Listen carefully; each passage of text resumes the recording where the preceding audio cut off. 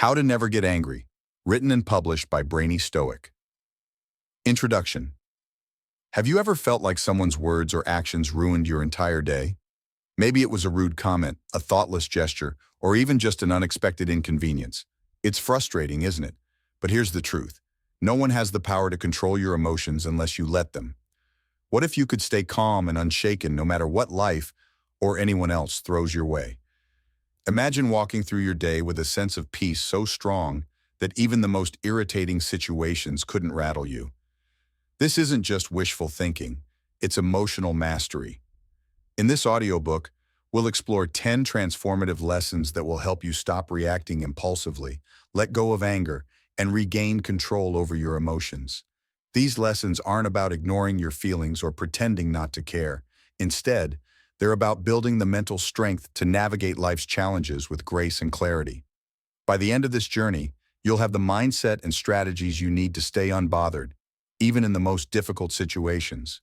So, if you're ready to unlock the secret to emotional freedom and live a life where no one else can control your mood, let's begin. Your journey to mastering your emotions starts now. Chapter 1. Your reactions are your choice. Have you ever been in a situation where someone's words or actions instantly triggered you? Maybe you were having a peaceful day, sipping your morning coffee or enjoying a walk in the park, and then someone said something rude or inconsiderate. Suddenly your calm vanished, replaced by anger or frustration. You might have thought, why did they ruin my day? But here's the truth. They didn't ruin your day. You did. This might sound harsh at first, but it's actually empowering. The reality is that your emotions are your responsibility, not anyone else's. No one has the power to control how you feel unless you hand that power over to them. This is one of the most important lessons in emotional mastery. Your reactions are always your choice. Let's break this down. When something upsetting happens, there's a moment, a small space, between the event and your reaction. In that space lies your power. You can choose to react impulsively, letting anger or frustration take over, or you can pause, reflect, and respond in a way that aligns with your values and long-term peace.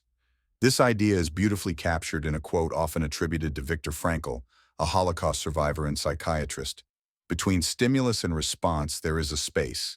In that space lies our power to choose our response. In our response lies our growth and our freedom. Think of this space as a pause button.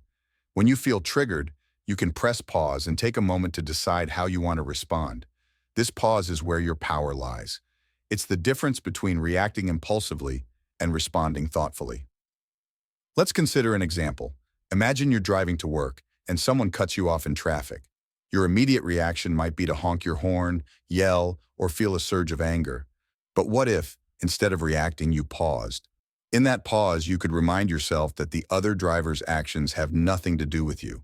Maybe they're in a rush, or maybe they're just having a bad day. By choosing not to react, you protect your peace and avoid letting a minor inconvenience ruin your mood. This doesn't mean suppressing your emotions or pretending you're not upset. It's natural to feel anger, frustration, or disappointment when things don't go your way. But these feelings don't have to dictate your actions. You can acknowledge your emotions without letting them control you. This is the essence of emotional mastery, recognizing that your feelings are valid, but your reactions are a choice. Now you might be wondering, how do I actually put this into practice? It's one thing to understand the concept, but it's another to apply it in real life. The good news is that this skill can be developed with practice. Here's a simple 3-step process to help you start mastering your reactions. Pause and identify your emotions. The next time you feel triggered, pause and take a deep breath. Name the emotion you're experiencing, whether it's anger, hurt, irritation, or something else. This simple act of labeling your emotion creates a moment of awareness and breaks the automatic reaction cycle. Ask yourself questions. Reflect on why you're feeling this way. Is it because of what happened, or is it your interpretation of the event? For example, if someone criticizes you, are you upset because their words were hurtful, or because you're attaching your self-worth to their opinion? By questioning your feelings, you gain clarity and perspective. Choose your response. Once you've paused and reflected, decide how you want to respond. Ask yourself, what action aligns with my values and long-term peace? Instead of reacting impulsively, choose a response that reflects the person you want to be. Let's revisit the traffic example. If someone cuts you off, your initial reaction might be anger. But if you pause and reflect, you might realize that honking or yelling won't change the situation. It will only escalate your frustration. Instead, you could choose to let it go and focus on the fact that you're still safe and on your way to your destination. This choice not only protects your peace, but also reinforces your ability to stay calm under pressure. Another example could be a situation at work. Imagine a coworker dismisses your idea during a meeting. Your instinct might be to snap back or stew in resentment for the rest of the day. But if you pause and reflect, you might realize that their behavior says more about them than it does about you. Maybe they're stressed, or maybe they didn't fully understand your idea. By reframing the situation, you can choose to respond calmly, perhaps by clarifying your point or addressing the issue later in a private conversation. The beauty of this approach is that it puts you back in control. Instead of being at the mercy of external events or other people's behavior, you take charge of your emotions and actions. This doesn't mean you'll never feel upset or frustrated again. Those feelings are part of being human. But it does mean you'll have the tools to handle those emotions in a way that serves you rather than sabotages you. It's also important to remember that this is a practice. You won't master it overnight, and that's okay. There will be times when you react impulsively or let your emotions get the better of you. When that happens, don't beat yourself up. Instead, use it as an opportunity to learn and grow. Reflect on what triggered you, how you reacted, and what you could do differently next time. Over time, these small moments of reflection will help you build the habit of pausing and choosing your response. Think of mastering your reactions like building a muscle. The more you practice, the stronger you'll become. At first, it might feel difficult or unnatural, especially if you're used to reacting impulsively. But with consistent effort, it will become second nature. You'll find yourself pausing automatically, even in situations that used to trigger you. Imagine how freeing it would be to walk through life unbothered by the actions of others. The rude stranger, the thoughtless remark, the minor inconvenience. None of them would have the power to disrupt your peace. Instead, you'd move through your day with a sense of calm and confidence, knowing that your emotions are entirely within your control. In every moment, you have a choice. You can let others dictate your emotions, or you can reclaim your power and protect your peace. The next time someone tries to push your buttons, pause and remind yourself, their behavior doesn't define me, my reaction does. By choosing calm over chaos, strength over impulsiveness, you gain not just emotional mastery, but true freedom. And that freedom is the foundation of a life filled with peace, clarity, and resilience. So as you move forward, remember this: your reactions are your choice, and in that choice lies your power. Chapter 2. Stop expecting people to behave like you. Have you ever felt disappointed or frustrated because someone didn't act the way you thought they should? Maybe you went out of your way to help a friend, but when you needed their support, they were nowhere to be found. Or perhaps you expected a coworker to handle a task with the same care and attention you would, only to be let down. In moments like these, it's easy to feel hurt, angry, or even betrayed. But here's the hard truth. People don't operate by your standards or values. They act based on their own. Expecting others to think, behave, or respond the way you would is like trying to control the weather. It's impossible and only leads to frustration.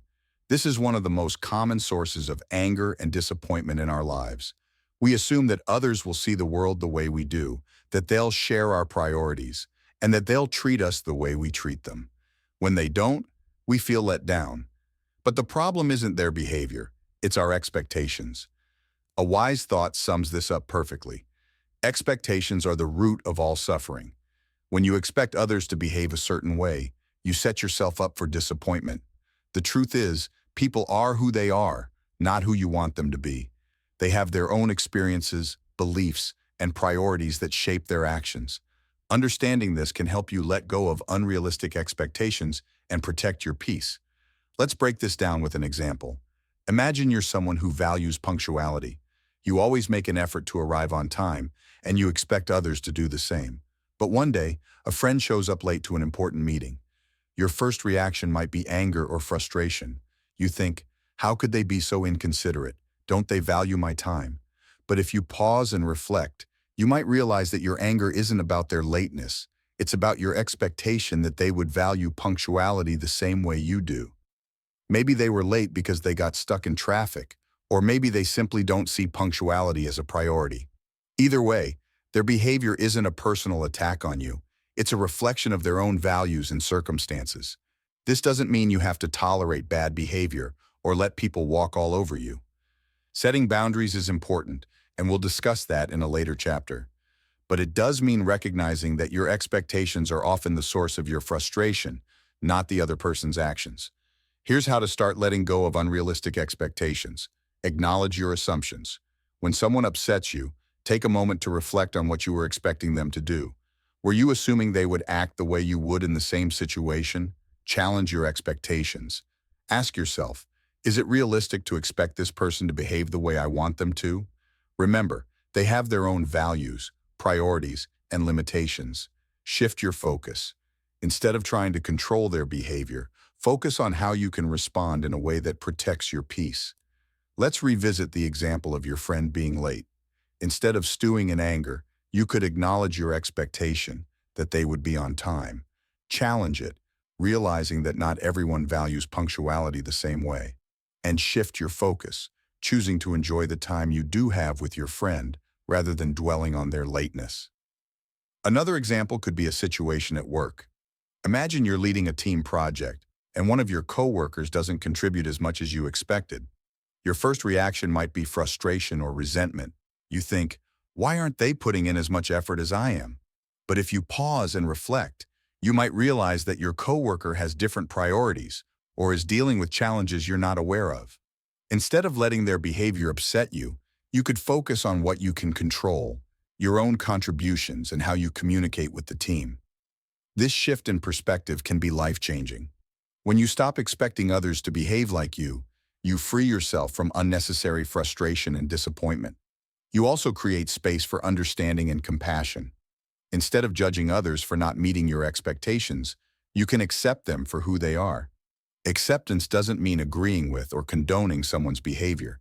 It simply means recognizing that you can't control how others act. You can only control how you respond. This mindset is incredibly liberating. It allows you to let go of the need to change others and focus on what truly matters, your own peace and well-being. Here's another way to think about it.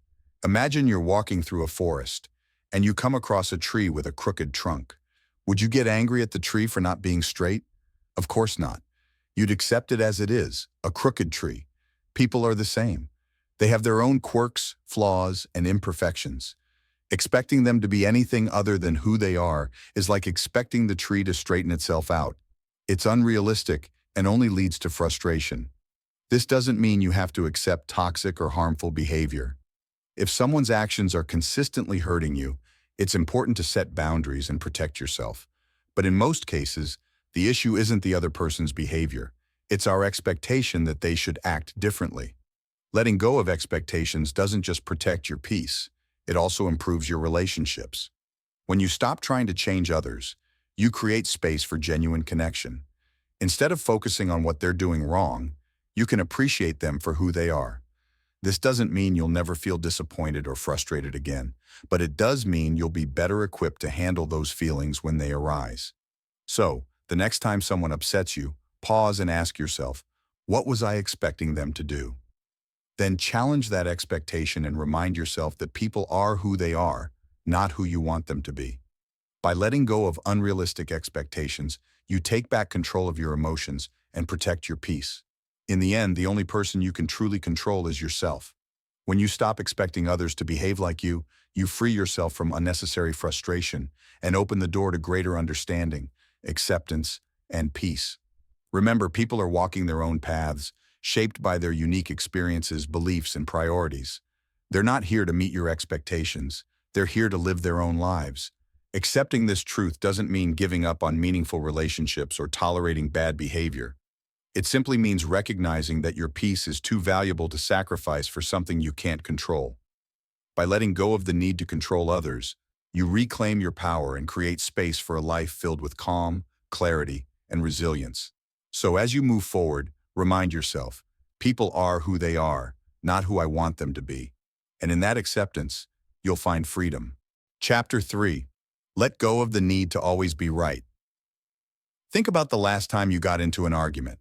Maybe it was over something trivial, like which route was faster, or something more personal, like a disagreement with a close friend or family member. As the conversation heated up, did you feel that strong urge to prove your point? That need to make the other person see things your way? We've all been there. Clinging to our version of the truth feels like a lifeline. It's as if being right validates us, protects our ego, or even defines our worth. But here's the thing. The need to always be right is exhausting, unnecessary, and often harmful. Why do we feel this need so strongly? It's because deep down, we equate being right with being respected, valued, or even loved. We think, if I'm wrong, what does that say about me? But the truth is, being wrong doesn't make you less worthy. It doesn't diminish your intelligence, your character, or your value as a person. In fact, letting go of the need to always be right can make you stronger, more peaceful, and more respected. A powerful question to ask yourself is this: would you rather be right, or would you rather be at peace? Let's break this down. When you insist on being right, you often escalate conflicts. You dig in your heels, the other person does the same, and the argument spirals into a battle of egos. Even if you win the argument, what have you really gained? The other person might feel hurt, resentful, or defensive, and the relationship suffers as a result. On the other hand, when you let go of the need to be right, you create space for understanding, connection, and peace. You show the other person that you value the relationship more than the argument. This doesn't mean you have to agree with them or abandon your beliefs. It simply means prioritizing harmony over ego. Let's consider an example. Imagine you're having a disagreement with your partner about how to handle a household task. You believe your way is more efficient, and they believe theirs is better. The argument starts small but quickly escalates as both of you try to prove your point. In the heat of the moment, it's easy to forget that the task itself is minor compared to the health of your relationship. Now imagine a different approach. Instead of insisting on being right, you pause and ask yourself, is this argument worth the tension it's creating? You might realize that letting go of the need to win doesn't mean you're conceding defeat. It means you're choosing peace. You could say something like, I see your point. Let's try it your way this time. This simple act of letting go can diffuse the tension and strengthen your connection. Of course, this doesn't mean you should never stand up for yourself or your beliefs. There are times when it's important to assert your perspective, especially when it aligns with your values or affects significant outcomes. But even in those situations, you can approach the conversation with curiosity and openness rather than defensiveness. Here's how to start letting go of the need to always be right. Pause before responding. When you feel the urge to argue, take a deep breath and pause. This gives you a moment to reflect on whether the argument is worth your energy. Ask yourself what matters most. In the grand scheme of things, does being right in this situation really matter? Will it improve your relationship, your peace of mind, or the outcome of the situation? Seek understanding, not victory. Instead of trying to win the argument, focus on understanding the other person's perspective. Ask questions like, why do you feel that way? Or, what's important to you about this? Be willing to let go. Remind yourself that letting go of the need to be right doesn't mean you're weak or wrong. It means you're strong enough to prioritize peace over pride. Let's explore another example. Imagine you're at work, and a colleague challenges your idea during a meeting. Your instinct might be to defend your idea and prove them wrong. But if you pause and reflect, you might realize that their feedback could actually improve your idea. By letting go of the need to be right, you open yourself up to collaboration and growth. You could say something like, that's an interesting perspective. Let's explore it further. This approach not only diffuses tension, but also shows that you're open-minded and solution-focused. Letting go of the need to always be right also helps you build stronger relationships. When you prioritize understanding over winning, you show others that you value their opinions and respect their perspectives. This creates trust, mutual respect, and deeper connections. It's also worth noting that the need to be right often stems from fear.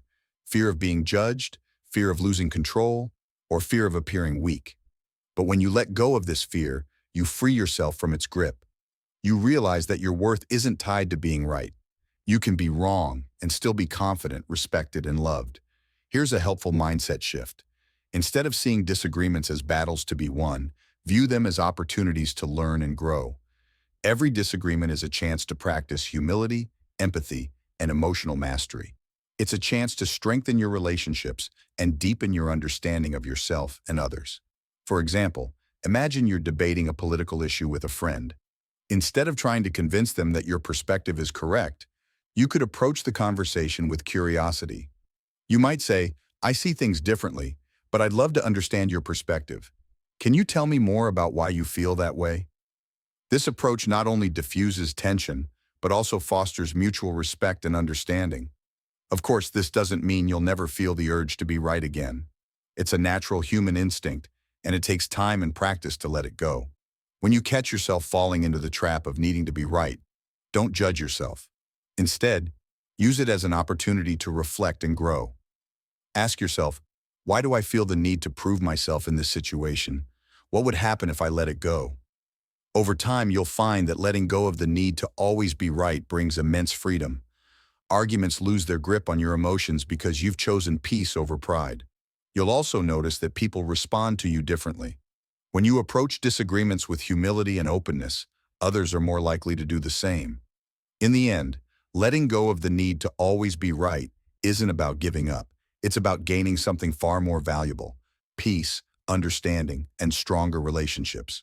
So, the next time you find yourself in an argument, pause and ask yourself, would I rather be right, or would I rather be at peace?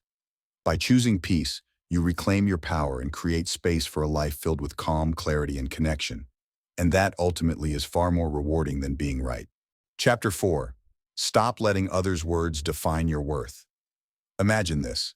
You're excitedly sharing an idea you're passionate about, and someone interrupts with a dismissive comment. Their words sting, and suddenly the confidence you felt disappears. You start questioning yourself. Am I not good enough? Was my idea really that bad? Why does this happen? Why do the words of others have such a powerful effect on us? It's because all too often we let others' opinions define our self-worth. We tie our sense of value to what people say about us, whether it's praise or criticism. But here's the truth. Your worth isn't determined by someone else's opinion. It's not tied to their compliments, criticisms, or judgments. When you rely on others to validate you, you hand them the power to control your emotions. If they praise you, you feel good. If they criticize you, you feel bad. This creates a roller coaster of emotions where your sense of self is constantly at the mercy of others. But true emotional freedom comes when you take that power back. Marcus Aurelius, the great Stoic philosopher, captured this wisdom perfectly. It never ceases to amaze me. We all love ourselves more than other people, but care more about their opinions than our own. Think about that for a moment. You know yourself better than anyone else. You know your strengths, your values, and your intentions. Yet, you allow someone who knows only a fraction of who you are to dictate how you feel about yourself. Isn't that absurd? Let's break this down further. When someone criticizes you, their words are often a reflection of their own perspective, biases, or insecurities, not an objective truth about you. For example, if someone says, "You're not good at your job," it might be because they're projecting their own frustrations, or because they don't fully understand the effort you're putting in. Their words say more about them than they do about you. This doesn't mean you should ignore all feedback or dismiss others entirely. Constructive criticism can be valuable and help you grow, but there's a difference between learning from feedback and letting it define your worth. The key is to filter what truly matters. Here's how to stop letting others' words define your worth. Pause before reacting. When someone says something hurtful, your first instinct might be to react emotionally, whether it's anger, defensiveness, or sadness. Instead, pause and take a deep breath. This gives you a moment to process their words without letting them take control of your emotions. Separate fact from opinion. Ask yourself, is there truth in what they're saying, or is it just their perspective? For example, if someone criticizes your work, consider whether their feedback is constructive or simply a reflection of their own biases. If it's constructive, use it as an opportunity to improve. If it's not, let it go.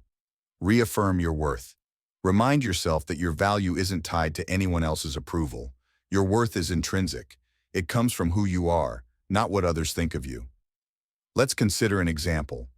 Imagine you're giving a presentation at work, and afterward, a colleague says, "That was boring." Your first reaction might be embarrassment or self-doubt, but if you pause and reflect, you might realize that their comment is just their opinion. Maybe they were having a bad day, or maybe they simply prefer a different style of presentation. Their words don't define your abilities or your worth.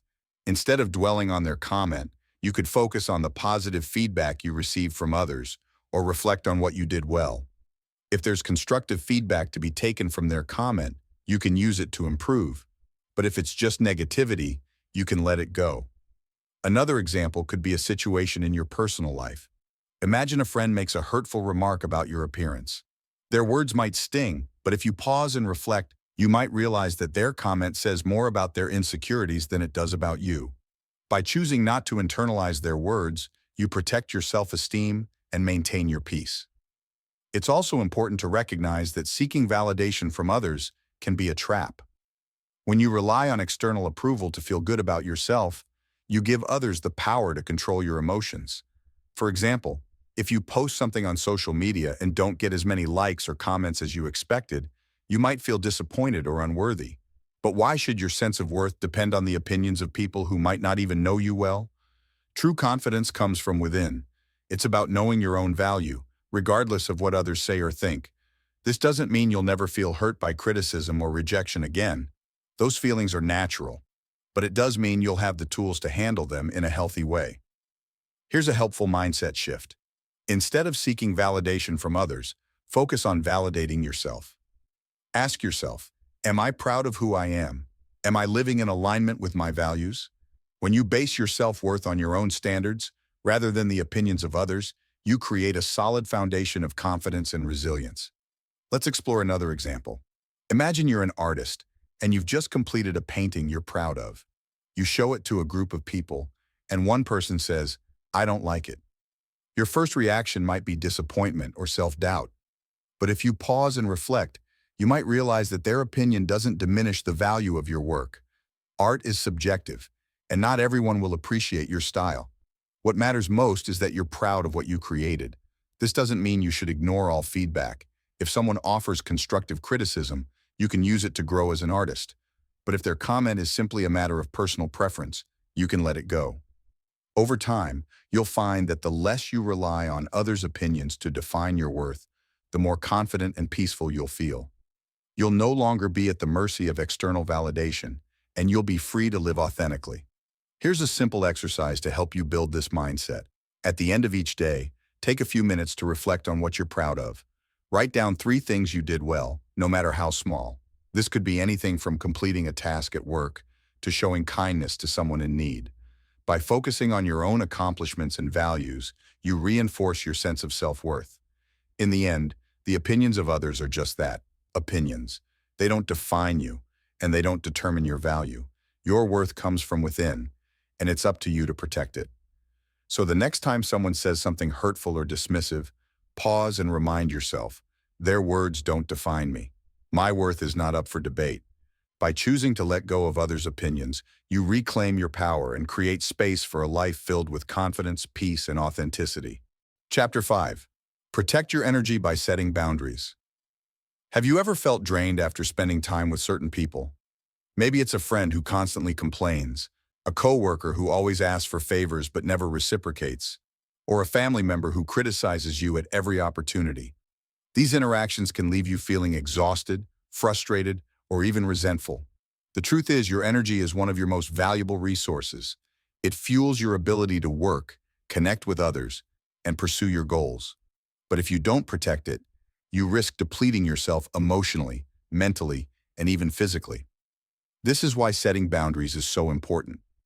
Boundaries are like invisible fences that protect your energy, time, and well-being. They define what you're willing to accept from others and what you're not. Without boundaries, you leave yourself open to being overwhelmed, taken advantage of, or drained by other people's demands and negativity. Many people struggle with setting boundaries because they fear being seen as selfish, rude, or unkind. But the reality is that boundaries are an act of self-respect. They're not about shutting people out. They're about creating healthy relationships where your needs are valued just as much as others.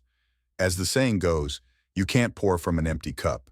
If you're constantly giving your energy to others without taking care of yourself, you'll eventually burn out. Setting boundaries allows you to protect your energy so you can show up as your best self, not just for others, but for yourself too. Let's break this down with an example. Imagine you have a coworker who frequently interrupts you during your workday to chat about personal issues. While you want to be supportive, these interruptions are affecting your productivity and leaving you stressed. Without boundaries, you might continue to listen out of politeness, even though it's draining you. But if you set a boundary, you could say something like, "I really value our conversations, but I need to focus on my work right now. Let's catch up during lunch or after work." This response is kind but firm. It protects your energy while still showing respect for the other person. Here's how to start setting boundaries in your life. Identify what drains your energy. Take note of the people, situations, or behaviors that leave you feeling exhausted or frustrated. This could be anything from a friend who constantly complains to a habit of overcommitting yourself. Decide what's acceptable and what's not. Reflect on your values and priorities. What are you willing to tolerate, and what crosses the line? For example, you might decide that it's okay to help a friend occasionally, but not at the expense of your own well-being. Communicate your boundaries clearly. When setting a boundary, be direct and specific. Use I statements to express your needs without blaming or criticizing the other person. For example, instead of saying, "You're always interrupting me," you could say, "I need some uninterrupted time to focus on my work." Stick to your boundaries. Once you've set a boundary, it's important to enforce it consistently. If someone crosses the line, remind them of your boundary and stand firm. This might feel uncomfortable at first, but it gets easier with practice. Let's explore another example. Imagine you have a family member who frequently makes critical comments about your life choices. Their words leave you feeling hurt and defensive, but you've never addressed it because you don't want to cause conflict. Setting a boundary in this situation might look like saying, "I value our relationship, but I feel hurt when you criticize my choices. I'd appreciate it if we could focus on more positive conversations." This approach is respectful but assertive. It communicates your needs while leaving room for a healthier dynamic. It's important to remember that setting boundaries isn't about controlling others. It's about taking responsibility for your own well-being. You can't change how others behave, but you can choose how you respond. By setting boundaries, you create a buffer that protects your energy and allows you to navigate challenging situations with grace. At first, setting boundaries might feel uncomfortable, especially if you're used to putting others' needs before your own. You might worry about how people will react or fear being seen as difficult. But the truth is, people who truly care about you will respect your boundaries. And those who don't? They're likely the ones who benefited from your lack of boundaries in the first place.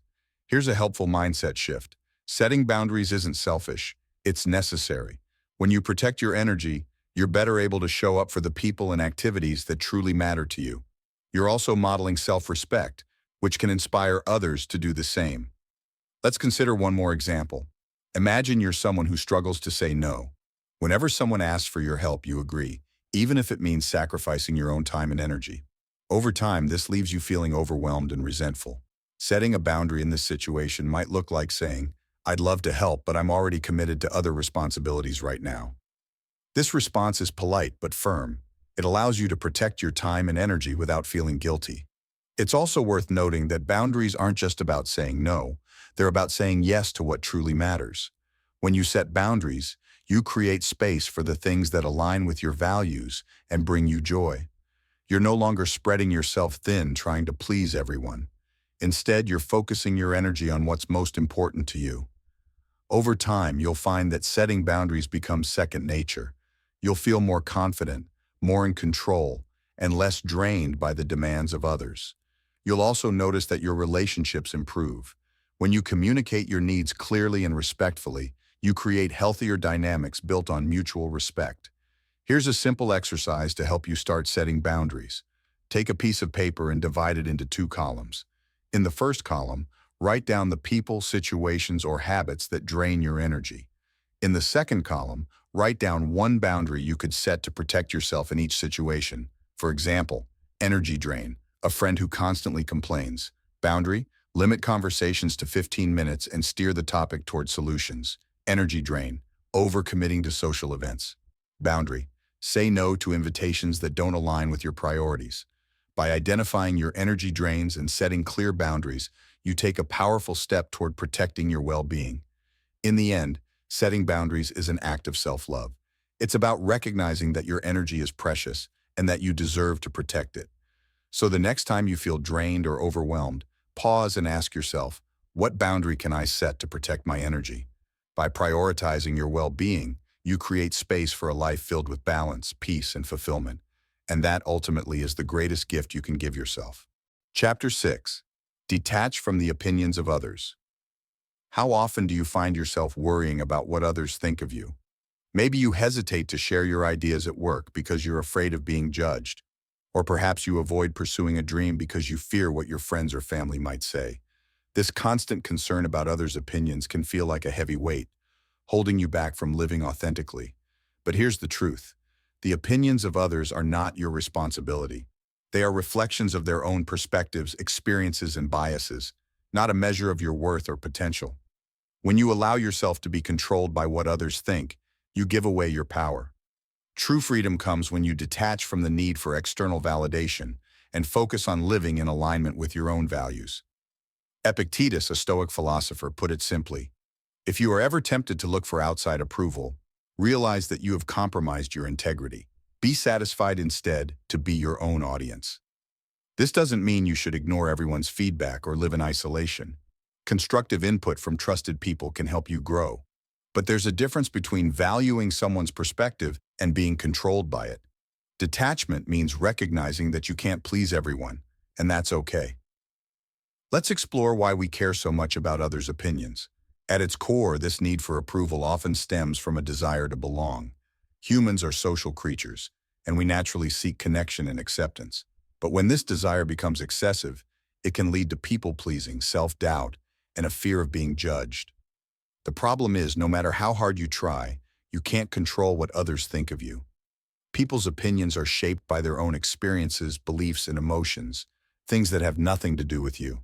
Trying to win everyone's approval is like chasing the wind, exhausting and impossible. Here's an example. Imagine you're at a family gathering and someone criticizes your career choice. They say, "I don't understand why you're doing that. It doesn't seem practical." Their words sting, and you start questioning yourself. But if you pause and reflect, you might realize that their opinion is based on their own values and fears, not an objective truth about your life. Detaching from their opinion doesn't mean dismissing them entirely. You can acknowledge their perspective without letting it define you. You might think, "I understand that they value practicality, but I'm pursuing what feels meaningful to me." By detaching, you protect your peace and stay true to yourself. Here's how to start detaching from the opinions of others. Recognize that opinions are subjective. People's opinions are shaped by their own experiences, biases, and emotions. They're not universal truths. Focus on your own values. Ask yourself, am I living in alignment with my values and goals? When you're clear about what matters to you, the opinions of others lose their power. Practice self-validation. Instead of seeking approval from others, give it to yourself. Celebrate your achievements, acknowledge your efforts, and remind yourself of your worth. Limit your exposure to negativity. If certain people are consistently critical or judgmental, consider limiting your interactions with them. Surround yourself with those who support and uplift you. Let's consider another example. Imagine you're passionate about starting a small business, but a friend says, "That's too risky. You should stick to a stable job." Their comment might make you second-guess yourself, but if you detach from their opinion, you can evaluate it objectively. You might think, "They're coming from a place of caution, but I've done my research and feel confident in my decision."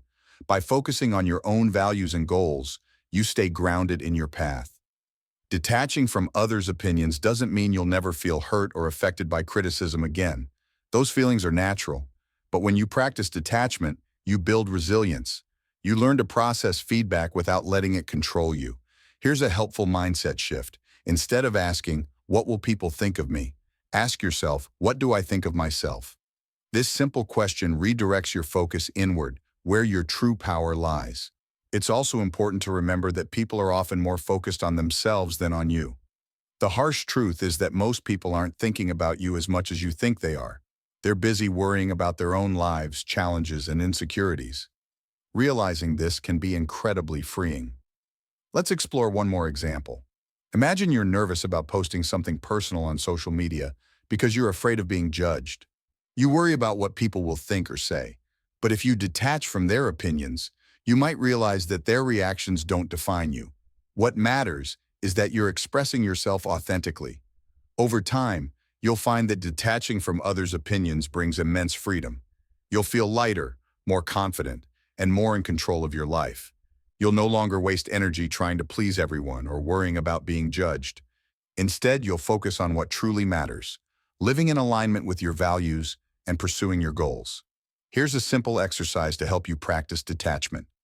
The next time you feel affected by someone's opinion, pause and ask yourself, is this opinion based on their perspective or an objective truth? Does this opinion align with my values and goals? What do I think of myself in this situation? By reflecting on these questions, you can separate yourself from the opinion and regain your sense of clarity and confidence. In the end, detaching from the opinions of others isn't about ignoring everyone or becoming indifferent. It's about reclaiming your power and living authentically. So, the next time you find yourself worrying about what others think, pause and remind yourself, their opinions are theirs, not mine. My worth is not up for debate. By letting go of the need for external validation, you create space for a life filled with confidence, freedom, and self-respect. And that, ultimately, is the foundation of true peace. Chapter 7. Respond with silence, not anger. Have you ever been in a situation where someone's words or actions provoked you, and you immediately reacted with anger? Maybe it was a rude comment, a harsh criticism, or an unfair accusation. In the heat of the moment, it's easy to lash out, defend yourself, or escalate the conflict. But afterward, you might have felt regret, realizing that your reaction only added fuel to the fire. Anger is a natural emotion, but it's also a powerful one. If left unchecked, it can cloud your judgment, damage relationships, and leave you feeling drained. The Stoics understood this well. They believed that while you can't always control what others say or do, you can control how you respond. And one of the most effective ways to respond is with silence. As the Stoic philosopher Marcus Aurelius wrote, you always have the option of having no opinion. There is never a need to get worked up or to trouble your soul about things you can't control. These things are not asking to be judged by you. Leave them alone. Silence is a powerful tool. It allows you to pause, reflect, and regain control of your emotions. It creates space between the stimulus, what someone says or does, and your response. In that space, you have the freedom to choose how to act, rather than reacting impulsively. Let's explore why silence is so effective. When someone provokes you, they're often looking for a reaction. They want to draw you into their drama, validate their own emotions, or assert control over the situation. By responding with silence, you deny them that power. You show that you're in control of yourself and that their words or actions don't define you. Silence also gives you time to process your emotions. When you're angry, your body goes into fight or flight mode, and your ability to think clearly is diminished. By staying silent, you allow your emotions to settle, giving yourself the clarity to respond thoughtfully, if at all. Here's an example. Imagine you're at work, and a colleague makes a sarcastic comment about your performance in front of others. Your first instinct might be to snap back with a defensive or equally sarcastic remark. But if you pause and respond with silence, you take the power away from their comment. You show that you're not easily rattled, and you maintain your composure. Later, when you've had time to reflect, you can decide whether the situation warrants a response. If it does, you can address it calmly and assertively, without the heat of anger clouding your judgment. Here's how to practice responding with silence. Pause before reacting. When you feel anger rising, take a deep breath and pause.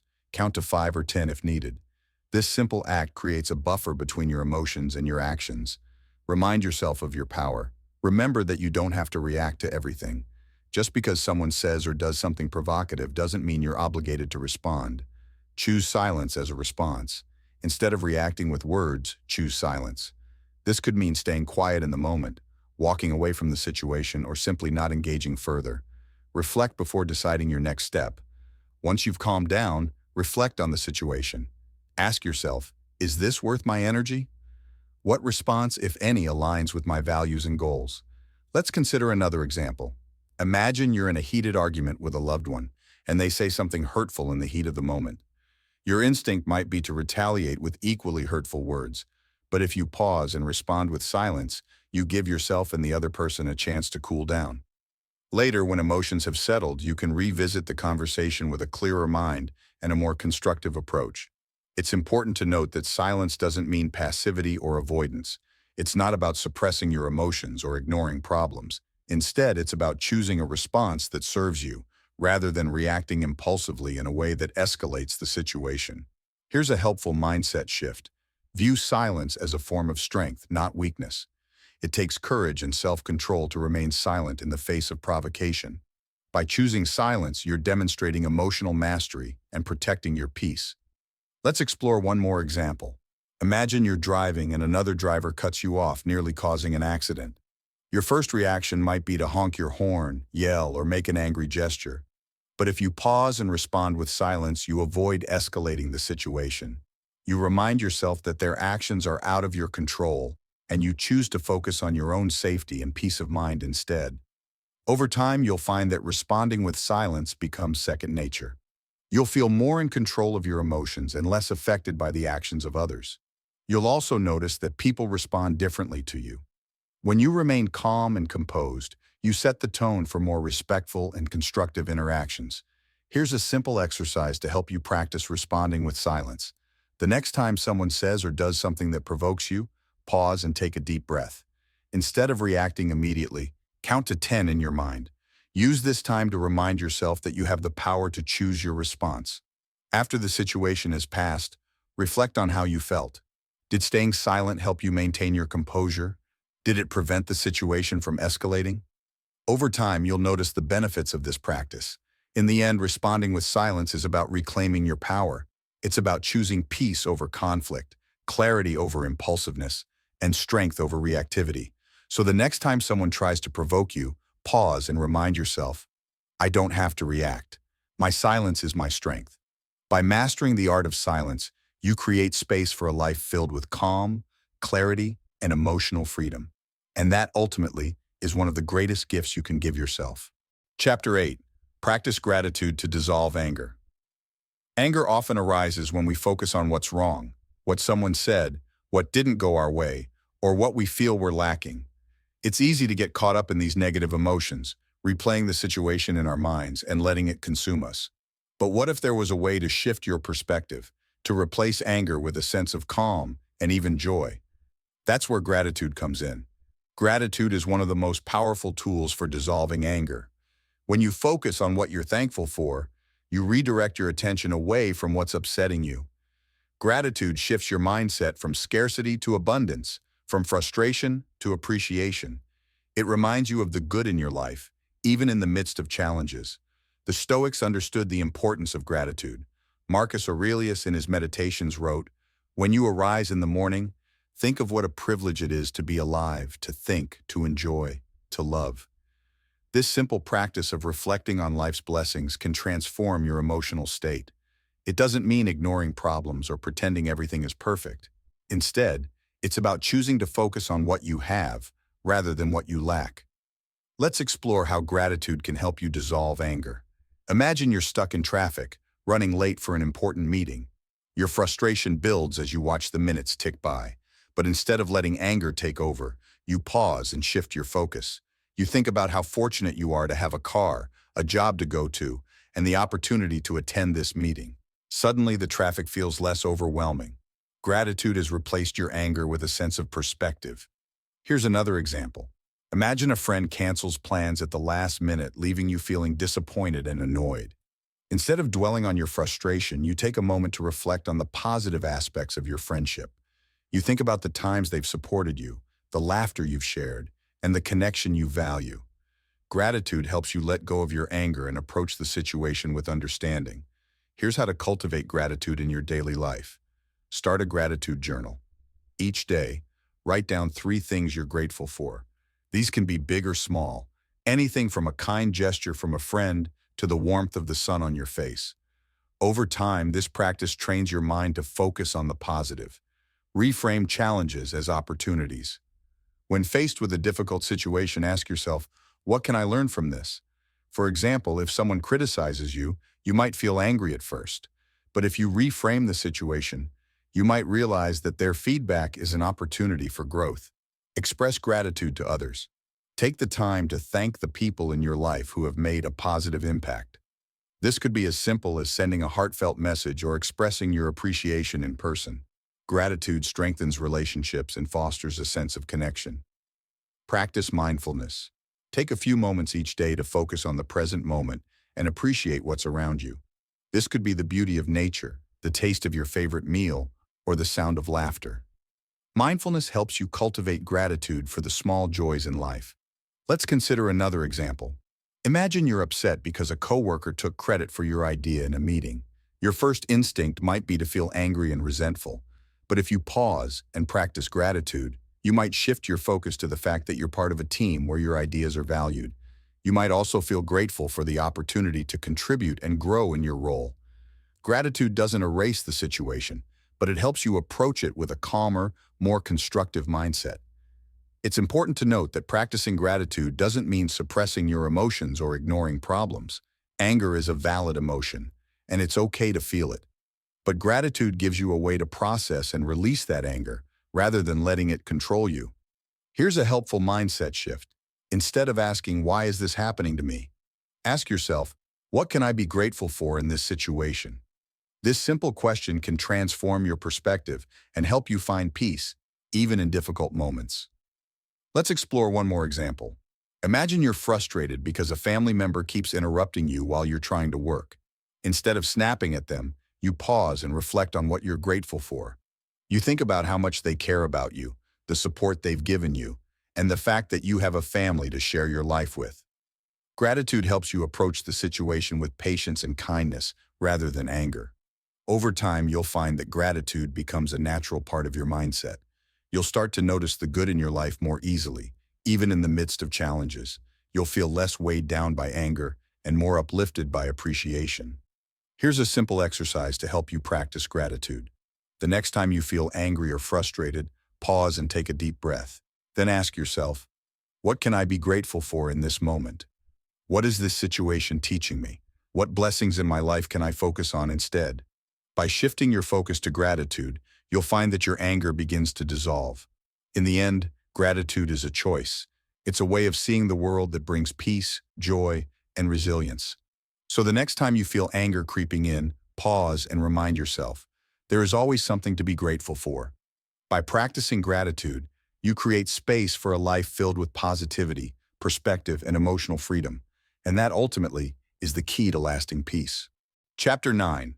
Reframe criticism as a tool for growth. Criticism can sting. Whether it's a comment about your work, your choices, or even your personality, it's natural to feel defensive or hurt when someone points out your flaws. But what if you could change the way you view criticism? What if instead of seeing it as an attack, you saw it as an opportunity to grow?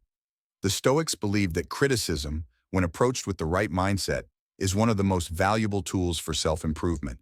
Epictetus famously said, "If anyone tells you that a certain person speaks ill of you, do not make excuses about what is said of you, but answer, 'He was ignorant of my other faults, else he would not have mentioned only these.'"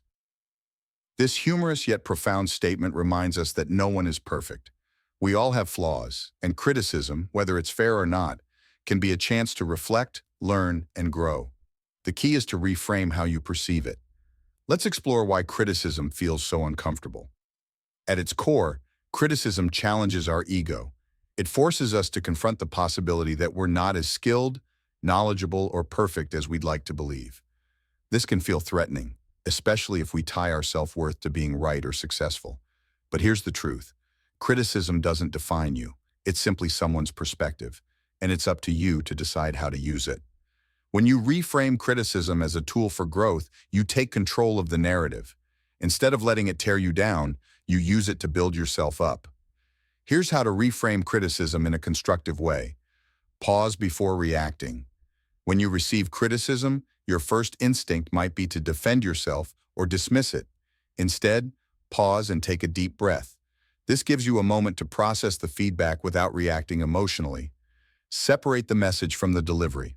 Sometimes criticism is delivered harshly or unfairly, but that doesn't mean it's without value. Ask yourself, is there truth in this feedback, even if it wasn't delivered kindly? Focus on the opportunity for growth. Instead of viewing criticism as a personal attack, see it as a chance to improve.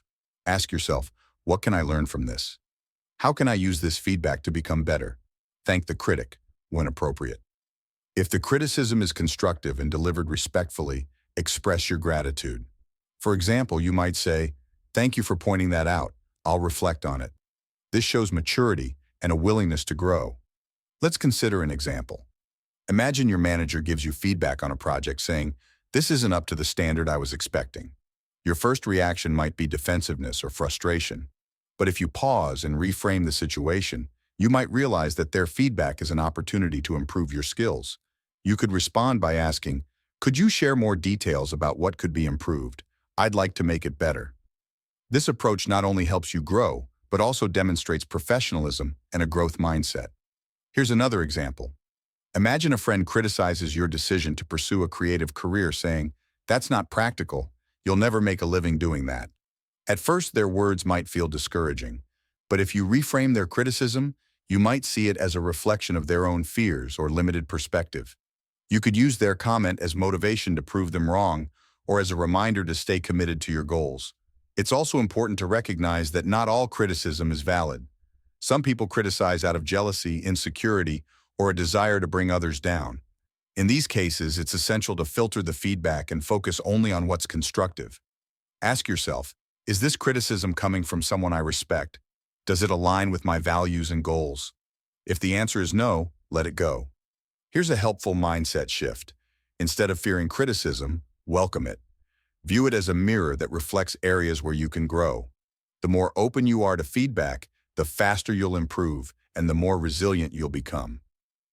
Let's explore one more example. Imagine you're an athlete and your coach gives you tough feedback after a game saying, "You need to work on your endurance, it's holding you back." While their words might feel harsh, they're also an opportunity to improve. By focusing on the message rather than the delivery, you can use their feedback to identify specific areas to work on and ultimately become a stronger athlete. Over time, you'll find that reframing criticism becomes second nature. You'll start to see feedback as a gift rather than a threat. You'll feel less defensive and more empowered to grow. Here's a simple exercise to help you practice reframing criticism. The next time you receive criticism, pause and ask yourself, is there truth in this feedback? What can I learn from this? How can I use this to improve myself? Write down your reflections and identify one specific action you can take to grow from the feedback. For example, criticism. Your presentation was too long and lacked focus. Reflection. I could work on being more concise and structuring my points more clearly. Action. I'll practice timing my presentations and organizing my key points before the next meeting. By approaching criticism with curiosity and a willingness to learn, you transform it into a powerful tool for self-improvement. In the end, criticism is inevitable. No matter how skilled, kind, or successful you are, there will always be people who have something to say. But by reframing criticism as a tool for growth, you take control of how it affects you. You turn it into an opportunity to learn, improve, and become the best version of yourself. So the next time someone offers you feedback, whether it's constructive or not, pause and remind yourself, this is a chance to grow. I choose to use it wisely. By embracing criticism with an open mind and a growth-oriented perspective, you create space for a life filled with resilience, self-awareness, and continuous improvement. And that, ultimately, is the path to true mastery. Chapter 10. Master the Art of Letting Go. Anger, resentment, and frustration often linger long after the moment that caused them has passed.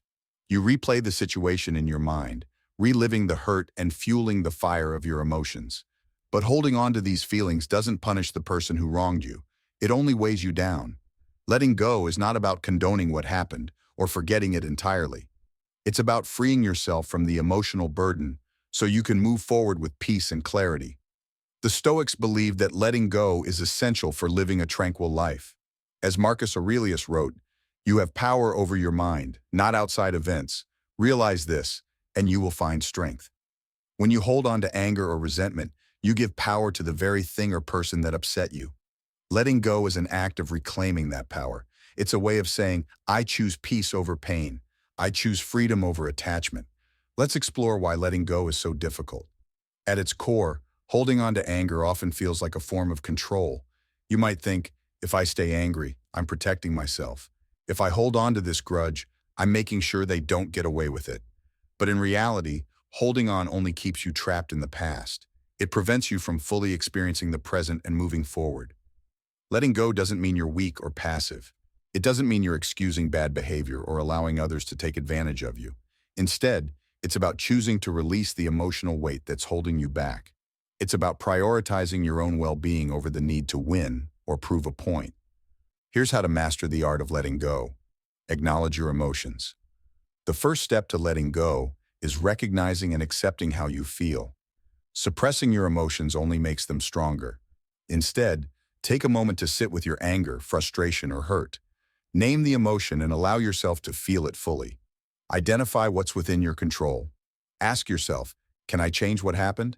If the answer is no, remind yourself that holding on to anger won't change the past. Focus instead on what you can control, your thoughts, your actions, and your perspective. Reframe the situation. Try to see the situation from a different angle. Ask yourself, what can I learn from this? How can this experience help me grow? For example, if someone betrayed your trust, you might learn the importance of setting boundaries or being more discerning in the future. Practice forgiveness for yourself and others. Forgiveness doesn't mean excusing bad behavior. It means releasing the hold it has on you. This includes forgiving yourself for any mistakes you've made. Remind yourself that everyone is human, and growth comes from learning, not perfection. Focus on the present. Letting go is about shifting your attention from the past to the present. Practice mindfulness by grounding yourself in the here and now. Pay attention to your breath, your surroundings, and the sensations in your body. This helps you break free from the cycle of rumination. Let's consider an example. Imagine a close friend let you down by breaking a promise. You feel hurt and angry, replaying the situation in your mind and questioning their loyalty. But if you choose to let go, you might reflect on the fact that everyone makes mistakes, including you. You might decide to have an honest conversation with your friend, express your feelings, and give them a chance to make amends. By letting go of the resentment, you free yourself from the emotional burden and create space for healing. Here's another example. Imagine you were passed over for a promotion at work, and you feel angry and unappreciated. Holding on to that anger might lead to bitterness and resentment, affecting your performance and relationships at work. But if you let go, you might reframe the situation as an opportunity to grow. You could focus on improving your skills, seeking feedback, and preparing for the next opportunity. Letting go doesn't mean you're okay with the outcome. It means you're choosing to move forward constructively. It's also important to recognize that letting go is a process, not a one-time decision. Some situations are harder to release than others, and that's okay. Be patient with yourself and take small steps toward freedom. Here's a helpful mindset shift. Instead of asking, "Why did this happen to me?" ask yourself, "What can I do to move forward?" This question shifts your focus from the past to the present, empowering you to take action. Let's explore one more example. Imagine you're holding on to resentment toward a family member for something they said years ago. Every time you see them, the memory resurfaces, and you feel the same anger all over again. But if you choose to let go, you might reflect on the fact that holding on to this resentment is only hurting you. You might decide to have a conversation with them or simply release the need for an apology. By letting go, you free yourself from the emotional weight and create space for a healthier relationship. Over time, you'll find that letting go becomes easier. You'll feel lighter, more at peace, and less affected by the actions of others. You'll also notice that your relationships improve as you're no longer carrying the baggage of past conflicts. Here's a simple exercise to help you practice letting go. Write down a situation or person you're struggling to let go of. Then ask yourself, what emotions am I holding on to? What's within my control in this situation? What can I learn from this experience? What steps can I take to release this emotional weight? After reflecting, take a symbolic action to let go. This could be tearing up the paper, saying a mantra like, "I release this and choose peace," or simply taking a deep breath and visualizing the weight lifting off your shoulders. In the end, letting go is about choosing freedom. It's about recognizing that holding on to anger, resentment, or frustration only hurts you. By releasing these emotions, you create space for peace, joy, and growth. So the next time you find yourself holding on to something that no longer serves you, pause and remind yourself, "I deserve peace. I choose to let this go." By mastering the art of letting go, you reclaim your power and create a life filled with clarity, resilience, and emotional freedom. And that, ultimately, is the foundation of true inner peace. Conclusion: How to never get angry. So, there you have it. 10 powerful lessons inspired by Stoic philosophy to help you master your emotions and never let anger control you again. Let's quickly recap. Your reactions are your choice. You have the power to pause and respond thoughtfully. Stop expecting people to behave like you. Accept others as they are, not as you wish them to be. Let go of the need to always be right. Choose peace over winning arguments. Stop letting others' words define your worth. Your value comes from within, not from their opinions. Protect your energy by setting boundaries. Say no when you need to and prioritize your well-being. Detach from the opinions of others. Focus on your own values, not external validation. Respond with silence, not anger. Silence is your strength, not a weakness. Practice gratitude to dissolve anger. Shift your focus to what you have, not what you lack. Reframe criticism as a tool for growth. Use feedback to improve, not to feel attacked. Master the art of letting go. Release resentment and free yourself from emotional burdens. The key takeaway? Emotional mastery isn't about suppressing your feelings or pretending you're unaffected by life's challenges. It's about building the mental strength to respond with calm, clarity, and purpose. It's about reclaiming your power and choosing peace over chaos. Now here's the thing. Mastering these principles isn't a one-time fix. It's a daily practice. You'll have moments where you slip up, and that's okay. What matters is that you keep coming back to these lessons, applying them in your life, and growing stronger with each experience. If you found this video helpful, don't forget to like, subscribe, and share it with someone who could use a little more peace in their life.